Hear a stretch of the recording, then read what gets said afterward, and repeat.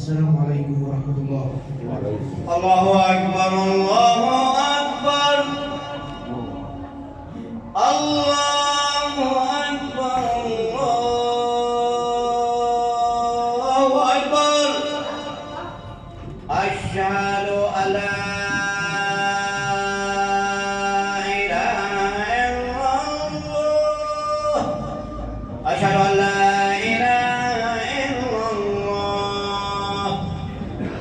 أشهد أن محمدًا رسول الله أشهد أن محمدًا رسول الله.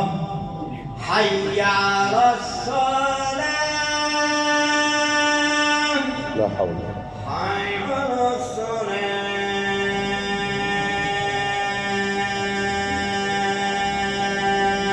لا حول. حي على الفلاح.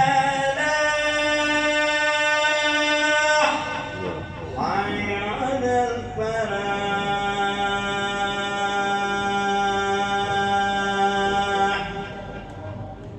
الله أكبر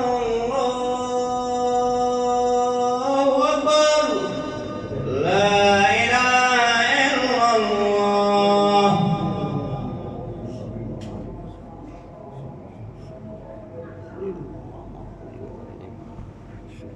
خلاص.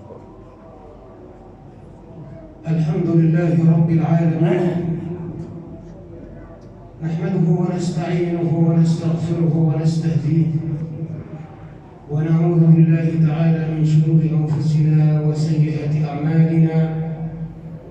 إنه من يهده الله فلا مضل له، ومن يضلل فلا هادي له.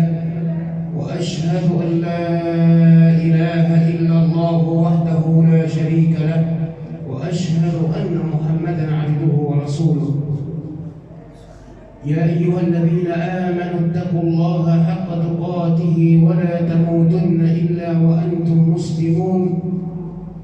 يا أيها الناس اتقوا ربكم الذي خلقكم من نفس واحدة وخلق منها زوجها وبث منهما رجالا كثيرا ونساء، واتقوا الله الذي تساءلون به والأرحام، إن الله كان عليكم رقيبا. إن الله وملائكته يصلون على النبي يا أيها الذين آمنوا صلوا عليه وسلموا تسليما. ثم أما بعد، تكلمنا في اللقاء السابق عن قول الله سبحانه وتعالى: الذين آمنوا ولم يلبسوا إيمانهم بظلم أولئك لهم الأمن وهم مهتدون.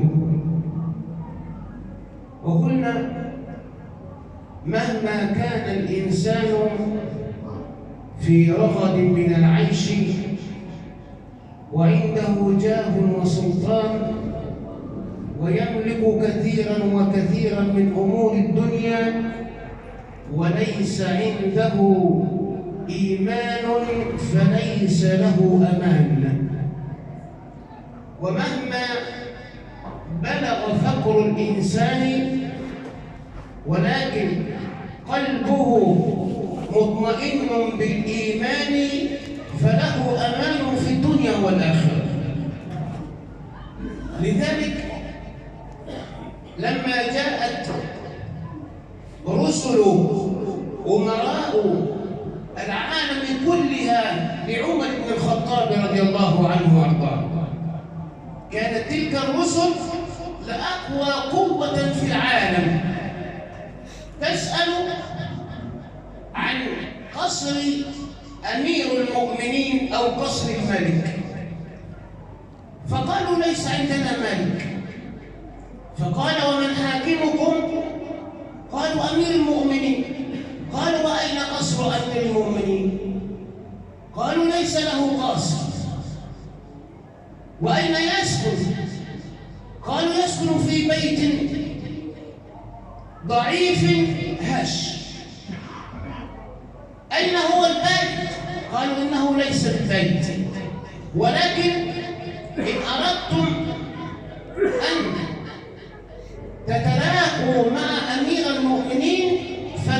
ذهبوا إلى تلك الشجرة فهو نائم تحتها في ظلها. انظر إلى الأمان. أمان. إن أردت أن تؤمن نفسك في الدنيا والآخرة فلا بد أن يسبق الأمان الإيمان. ذهبوا إلى عمر رضي الله عنه وأرضاه وجدوه نائما تحت ظل شجرة ويضع نعليه تحت رأسه. خلع موصل النعل بتاعه وحطه تحت دماغه ونايم أحسن. فقالوا كلمتهم المشهورة: حكمت فعدلت فأمنت فنمت مطمئن القلب يا عمر. تجد الإنسان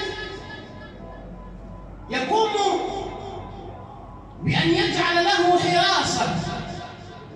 الحراسة من من؟ هل أنت من خلال هذه الحراسة يكون طولا لعمرك؟ هل هذه الحراسة تحول بينك وبين أمر الله سبحانه وتعالى إذا أراد شيئا أن يقول له كن فيكون؟ هل تستطيع الحراسة أن تحرسك من أمر الله سبحانه وتعالى؟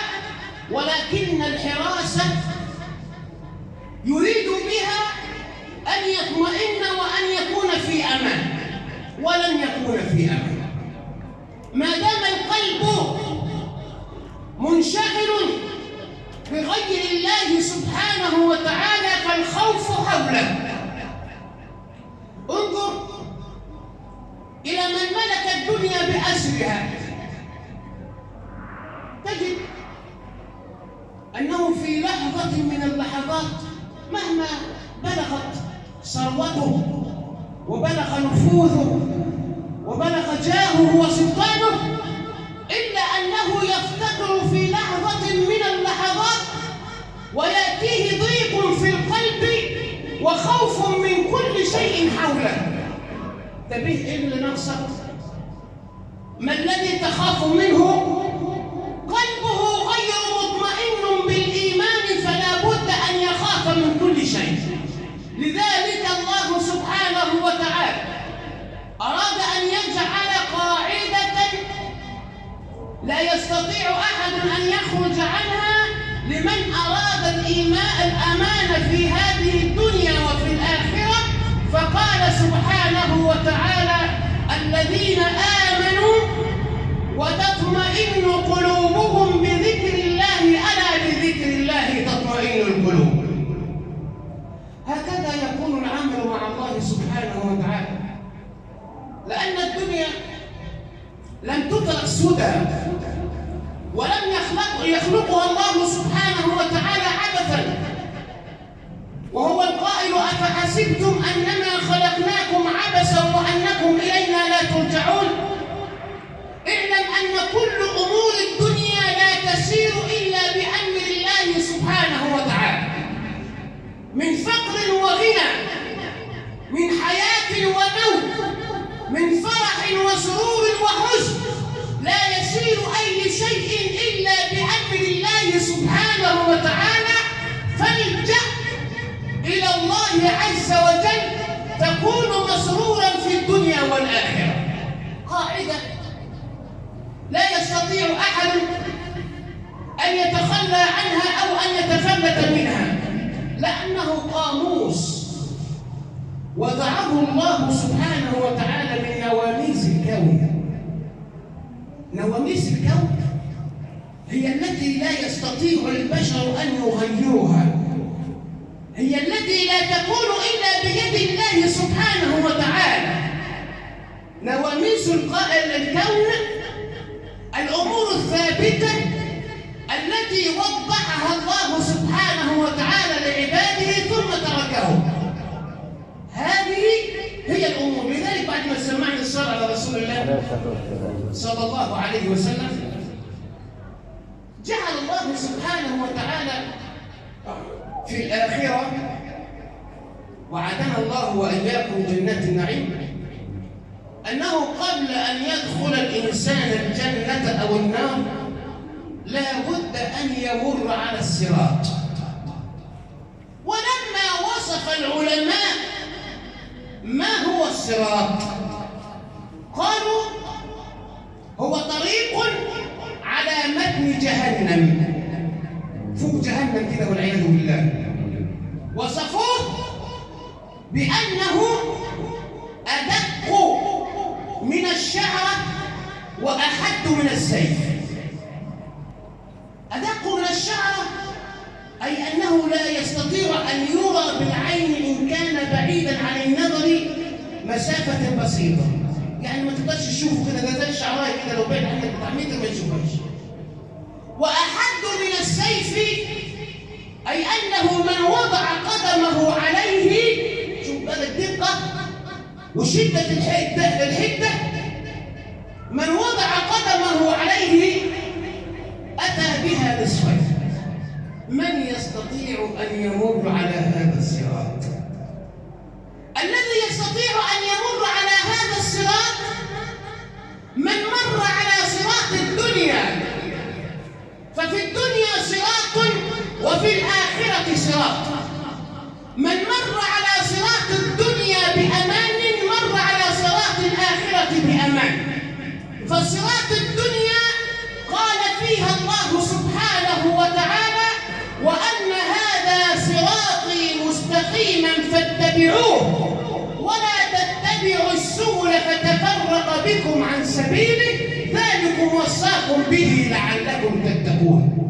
جعل حدود في الدنيا وجعل أوامر لله سبحانه وتعالى لا بد أن تنفذ في الدنيا، ونواهي لا بد أن يبتعد عنها الإنسان في الدنيا، وهذا صراط ربك مستقيما. من استطاع أن يسير على هذا الصراط الذي وضعه الله سبحانه وتعالى في الدنيا كان له الأمن والأمان في الدنيا والآخرة. عاش في دنياه بأمان وعاش في آخرته بأمان. لذلك لما نزل قول الله سبحانه وتعالى: الذين آمنوا ولم يلبسوا إيمانهم بظلم أولئك لهم الأمن وهم مهتدون، قالت صحابة رسول الله صلى الله عليه وسلم: يا رسول الله، وأي منا لا يظلم نفسه؟ كلنا خطائين، أي منا لا يظلم نفسه؟ ففسر رسول الله صلى الله عليه وسلم هذا القول وسماه العلماء تفسير القرآن بالقرآن، فأراد أن يعرفهم أن الظلم هنا هو الشرك بالله، فقال لهم النبي صلى الله عليه وسلم: إن الشرك لظلم عظيم، البر لا يبلى والذنب لا ينسى والديان لا يموت، افعل ما شئت كما تدين تدان، أو كما قال صلى الله عليه وسلم.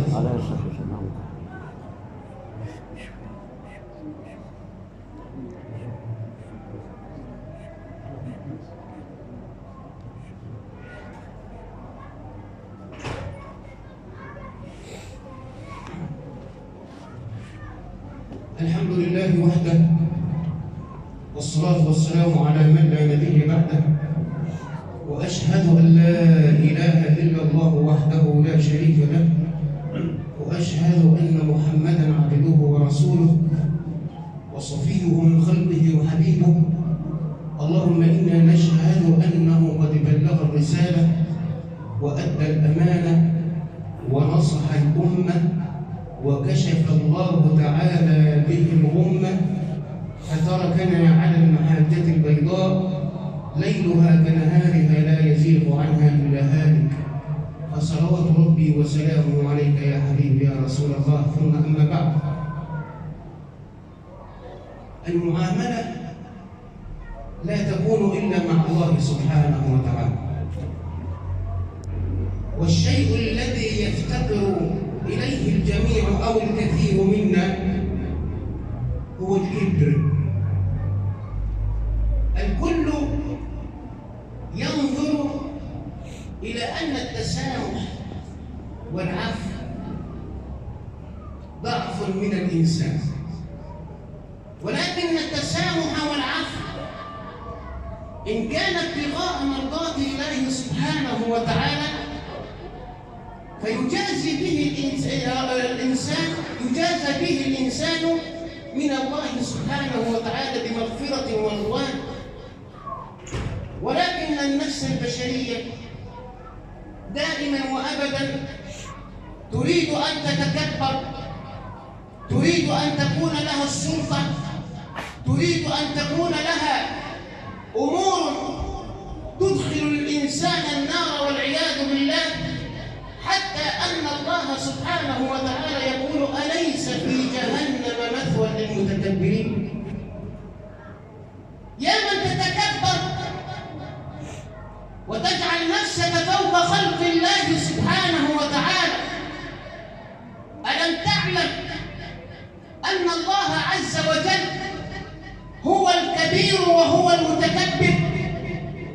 أتريد أن تنازع الله سبحانه وتعالى؟ إن تخاصم اثنان تكبر هذا وتكبر هذا، فلا يذهب هذا لمصالحة أخيه ولا يذهب هذا لمصالحة أخيه. تكبر.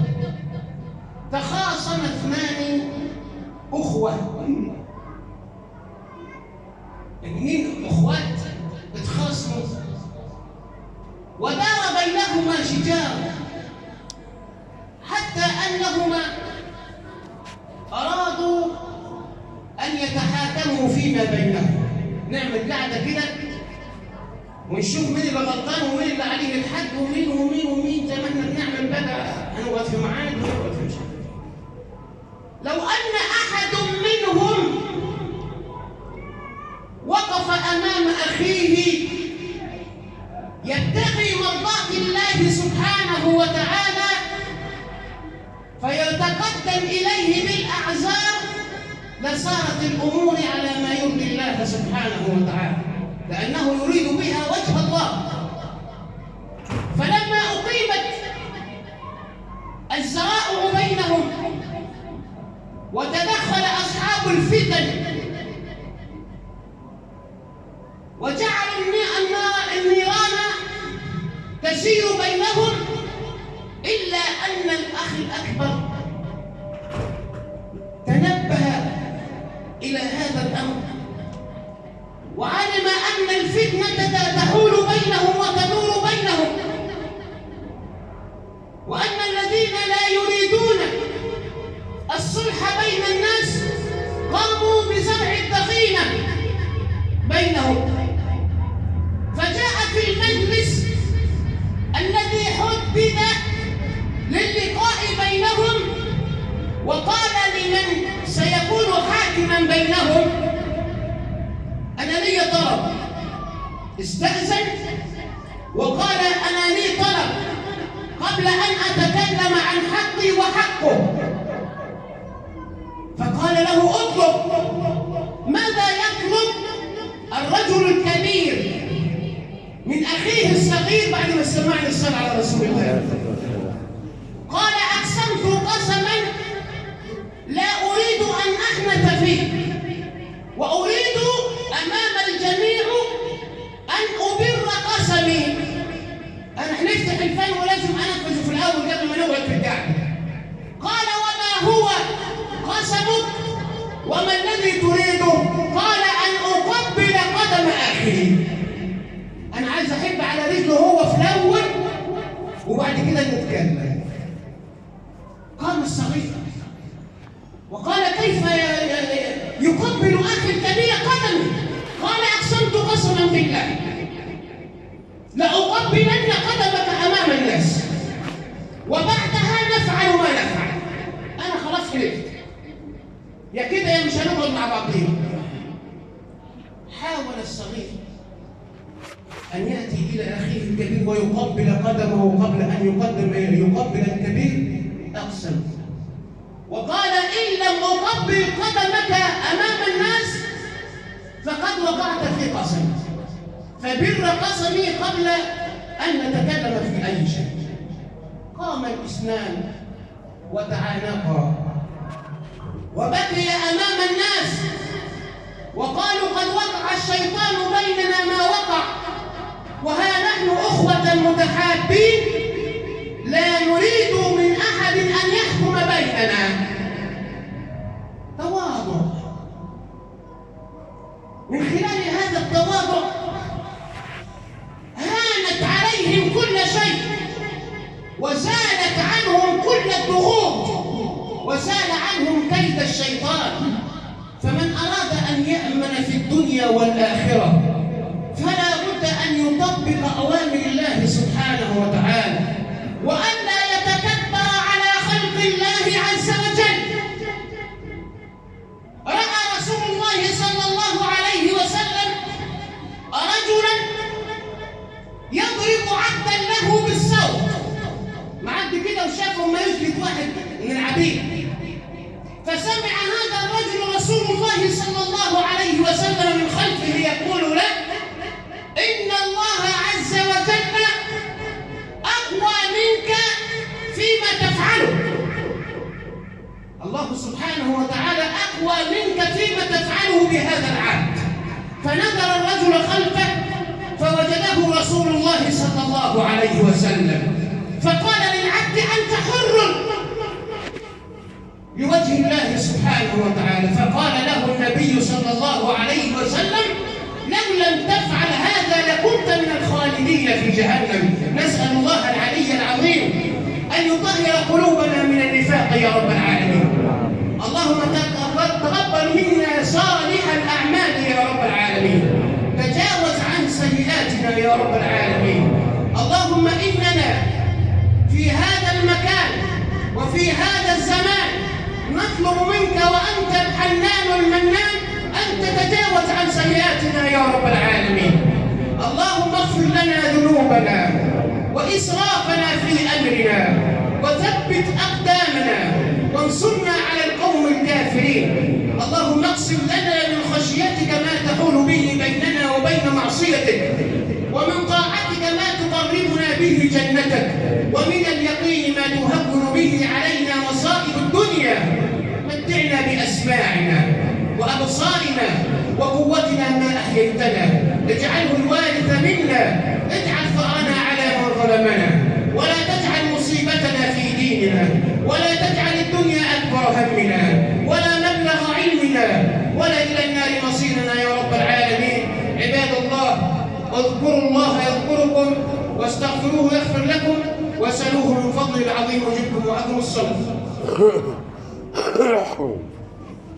الله أكبر الله أكبر، أشهد أن لا إله إلا الله، أشهد أن محمدا رسول الله. حي على الصلاة، حي على الفلاح، قد قامت الصلاة، قد قامت الصلاة. الله أكبر الله أكبر، لا إله إلا الله.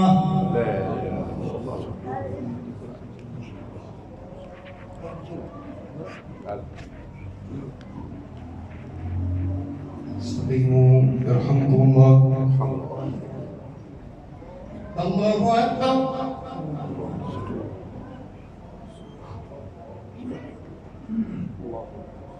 بسم الله الرحمن الرحيم. الحمد لله رب العالمين الرحمن الرحيم مالك يوم الدين. إياك نعبد وإياك نستعين. اهدنا الصراط المستقيم صراط الذين أنعمت عليهم غير المغضوب عليهم ولا الضالين.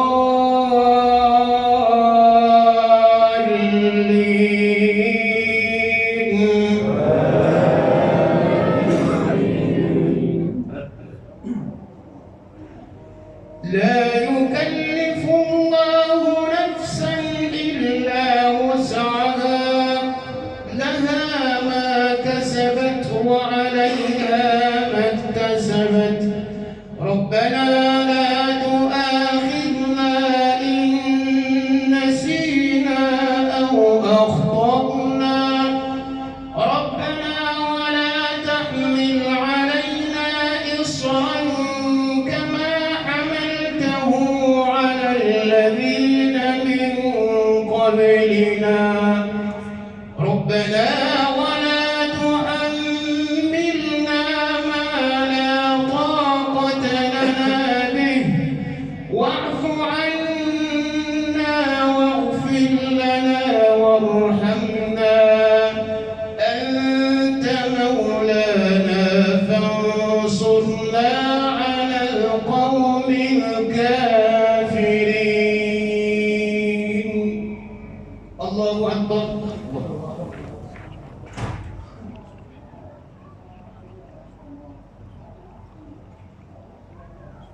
سمع الله لمن حمده. الله أكبر.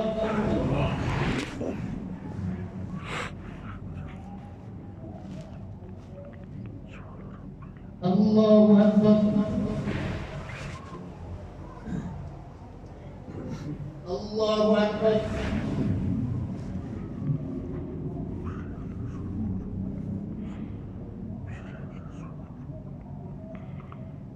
الله أكبر.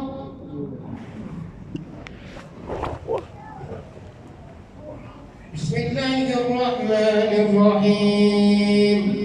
الحمد لله رب العالمين الرحمن الرحيم مالك يوم الدين. إياك نعبد وإياك نستعين. اهدنا الصراط المستقيم صراط الذين أنعمت عليهم غير المغضوب عليهم ولا الضالين.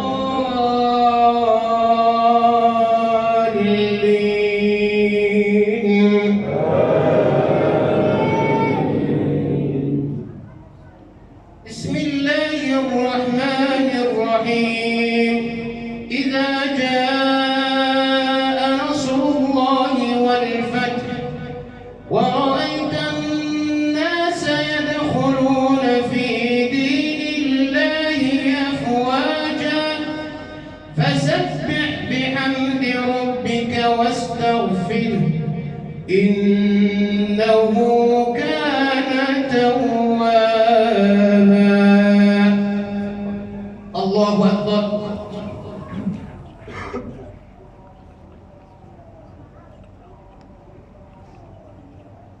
سمع الله لمن حمده.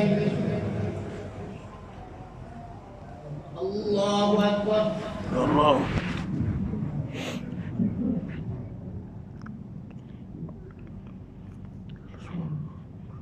الله أكبر. الله أكبر.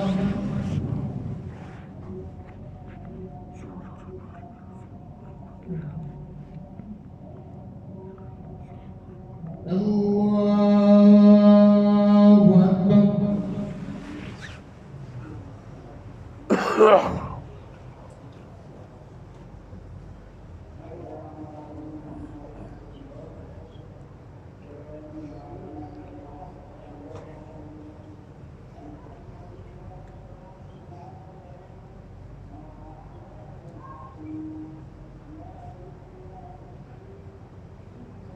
السلام عليكم ورحمة الله. السلام عليكم ورحمة الله.